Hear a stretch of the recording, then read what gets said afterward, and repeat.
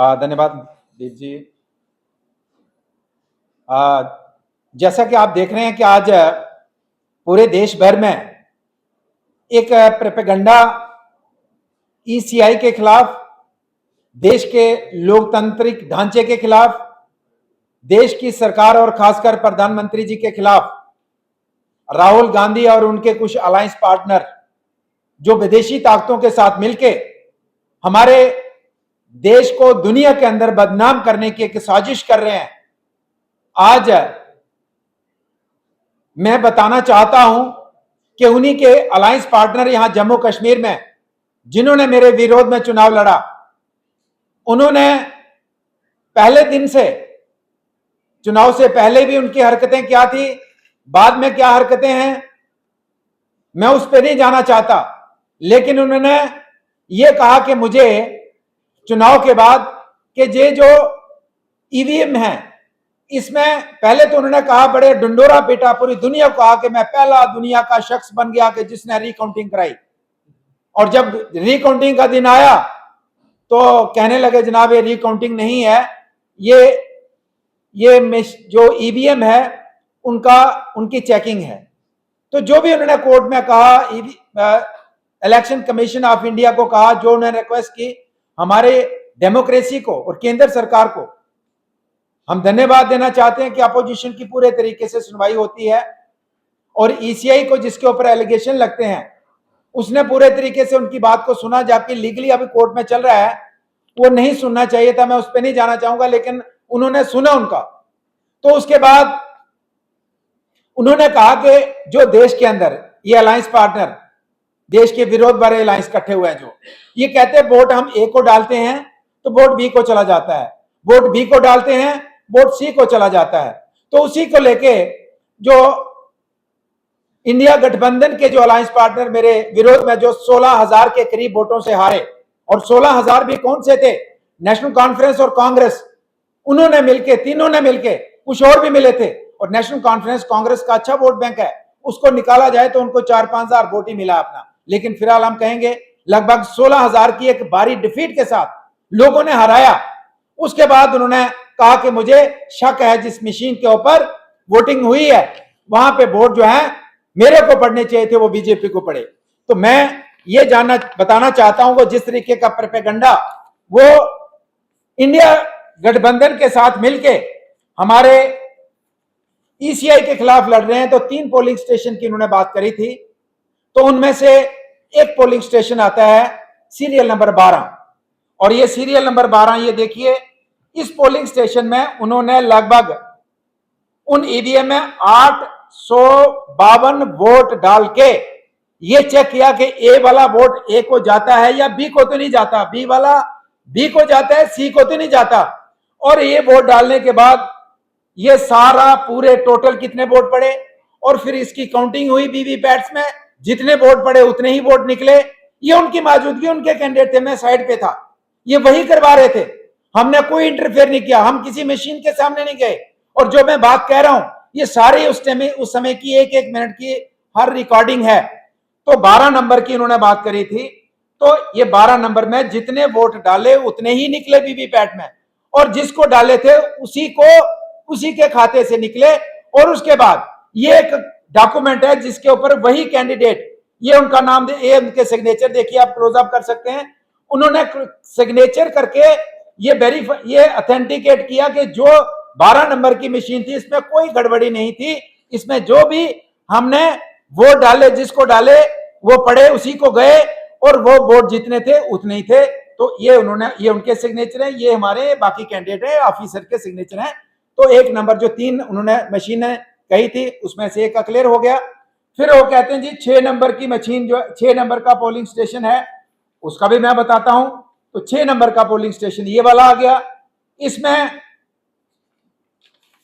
6 number के polling station में ये वाला आया दूसरा डॉक्यूमेंट, इसमें लगभग वो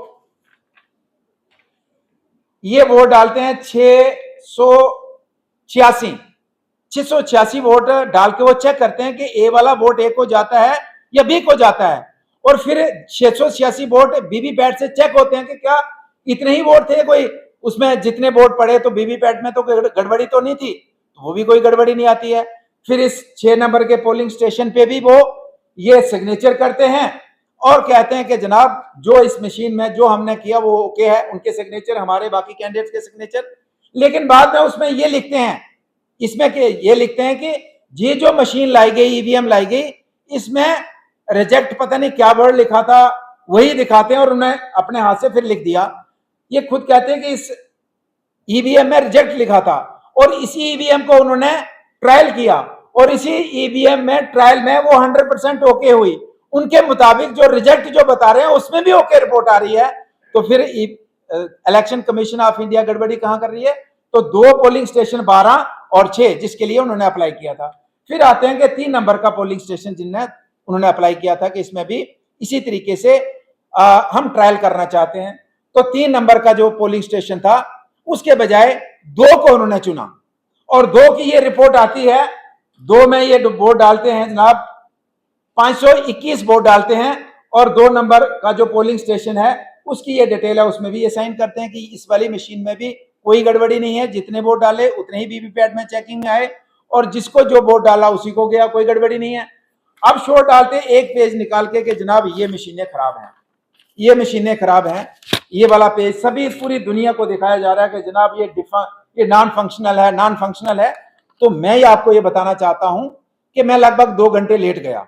मैंने कहा मेरा काम नहीं है, उनको शक है, वो दूर करें मुझे हालांकि मुझे आप बुलाया था, आप भी अपने लोगों को लाइए, लेकिन मैंने कहा ये कोई मेरा तो मसला है नहीं। लेकिन 2 घंटे में मुझे पता लगा कि अंदर गुंडागर्दी चल रही है और जो इंजीनियर आए उनके ऊपर दबाव बना के जबरदस्ती मशीनों को यह कहा जा रहा है कि इसको रेड फ्लैग लगा के इसको नॉन फंक्शनल बताइए और उस गुंडागर्दी की पूरी तस्वीरें उसमें मौजूद हैं और ये भी आने वाले समय में ये पूरा रिकॉर्डिंग है, ये भी बताया जाएगा। और मैं ईसीआई को कहना चाहता हूं कि इस तरीके की गुंडागर्दी करने वाले लोग जो आपकी बात पे नहीं मानते, उनके ऊपर कम से कम रिस्ट्रिक्शन होनी चाहिए कि वो चुनाव ना लड़ पाए। और मैं इनकी बात नहीं है, जो भी करता है।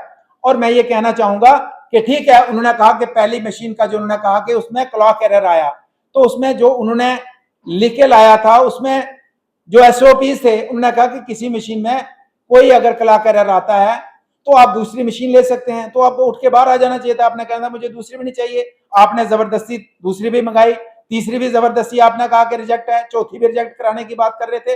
लेकिन मैं पहुंच गया और जब मैं पहुंचा तो पहले की भी काउंटिंग बराबर आई। फिर मैंने जाते ही कहा, उसकी रिकॉर्डिंग भी वहां होगी, मैंने कहा भाई साहब मुझे पता चला है यहाँ पे गुंडागर्दी दिखाई जा रही है, यहाँ पे दबाव बना के हमारे इंजीनियर को प्रेशराइज किया जा रहा है कि आप रेड फ्लैग लगाइए और यहाँ गुंडागर्दी नहीं चलेगी और कोई भी व्यक्ति यहाँ पे दबाव में ना काम करेगा ना दबाव कोई बनाएगा। बस इतनी सी बात कहनी थी। उसके बाद वो सारी काउंटिंग हुई, कोई रेड फ्लैग नहीं, कोई मशीनों में गड़बड़ी नहीं, कोई दबाव नहीं। तो ये एक आदत है उनकी कि हर चीज को दबाव करके, हर चीज में प्रेशर करके, हर चीज में गुंडागर्दी करके वो साबित करना चाहते हैं। जब 16,000 लोग वोटों से आप हार गए, आप रेड फ्लैग लगाइए और यहां गुंडागर्दी नहीं चलेगी और कोई भी व्यक्ति यहां पे दबाव में ना काम करेगा ना दबाव कोई बनाएगा। बस इतनी सी बात कहनी थी। उसके बाद वो सारी काउंटिंग हुई, कोई रेड फ्लैग नहीं, कोई मशीनों में गड़बड़ी नहीं, कोई दबाव नहीं। तो ये एक आदत है उनकी कि हर चीज को दबाव करके, हर चीज में प्रेशर करके, हर चीज में गुंडागर्दी करके वो साबित करना चाहते हैं। जब 16,000 लोग वोटों से आप हार गए हैं, क्या साबित करना चाहते हैं? और फिर 101% जो आपने जो कहा वो ईसीआई ने कहा किया और उसके बाद रिजल्ट भी 100% रिजल्ट आता है। एक भी वोट में गड़बड़ी नहीं पड़ती है, एक भी वोट गड़बड़ नहीं होता है। और उसके बाद आप क्या दिखाना चाहते हैं? बाहर आकर नारा करते हैं कि वोट चोर, शर्म आनी चाहिए। इस तरीके का नेगेटिव प्रोपेगेंडा अपने देश के खिलाफ, अपने देश के लोकतांत्रिक ढांचे के खिलाफ विदेशी ताकतों के साथ मिलकर आप अपने देश को बदनाम करते हैं। जस्ट इसके लिए कि आप हार गए चुनाव और लोगों ने हरा दिया आपको। हारे नहीं, हरा दिया और मुझे जता दिया। मेरा क्या कसूर है? लोगों ने वोट दे दिया। तो इसलिए मैं आउटराइटली, मैं और भारतीय जनता पार्टी उनके इन क्लेम्स को, इनके झूठे आरोपों को टोटल पूरे तरीके से खारिज करती है। और जो उन्होंने कहा इलेक्शन कमीशन ने किया और करने के बाद जो उन्होंने जिस तरीके से चेकिंग मशीनों में की और उसके बाद किसी किस्म की कोई गड़बड़ी नहीं थी। और जो मशीनें बार बार दिखा रहे हैं ईवीएम को ये डिफंक्ट थी, वो उन्होंने वहां गुंडागर्दी करके, मैं वर्ड यूज कर रहा हूं, गुंडागर्दी करके, जबरदस्ती करके और प्रेशराइज करके किया है, जिसकी वीडियो रिकॉर्डिंग आने वाले समय में कोर्ट के अंदर भी दिखाएंगे हम। तो मैं यही कहना चाहूंगा कि उनके जितने भी आरोप हैं बेबुनियाद हैं और पूरे तरीके से जो है परसों का जो उधमपुर का जो ईवीएम का जो 3 ईवीएम उन्होंने मांगी थी, उन्होंने मैं चेकिंग करके उन्होंने साइन करके दिया है कि इसमें कोई गड़बड़ी नहीं है।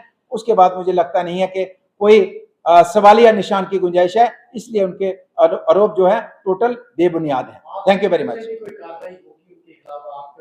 देखिए हम इससे पहले तो मैं, चूंकि हम इतने व्यस्त रहते हैं और खासकर इस समय हम इन चक्रों में पड़े। अब मैं सुबह भी अपने गांव में गया था, मेरी टोटल सड़कें, टोटल बिजली बंद हो गई थी, टोटल मोबाइल नेटवर्क चला गया था, पीने के पानी की स्कीमें बह गई, पुल बह गए। हमें उसके बीच में रहना चाहिए, भाई साहब तो हमें समय ही नहीं देते हैं। तो मैं ये कहना चाहूंगा कि उन्होंने पता नहीं क्या क्या क्या क्या करते रहते हैं, पर मेरे पास समय नहीं होता, मैं लोगों के बीच में रहता हूं। लेकिन मैं ये जरूर कहना चाहूंगा, अब उनकी हर बात का जवाब कानूनी तरीके से दिया जाएगा। हर चीज को पूरे तरीके से रिएक्ट, जिस तरीके से एलिगेशन, हर दिन एलिगेशन लगता है, हर दिन, और हर एलिगेशन का जवाब कानूनी तरीके से दिया जाएगा। और कानूनी तरीके से उनको सिद्ध करना पड़ेगा कि जो एलिगेशन, सैकड़ों एलिगेशन लगाए हैं, और सभी का कोर्ट के माध्यम से उनको जवाब देना पड़ेगा।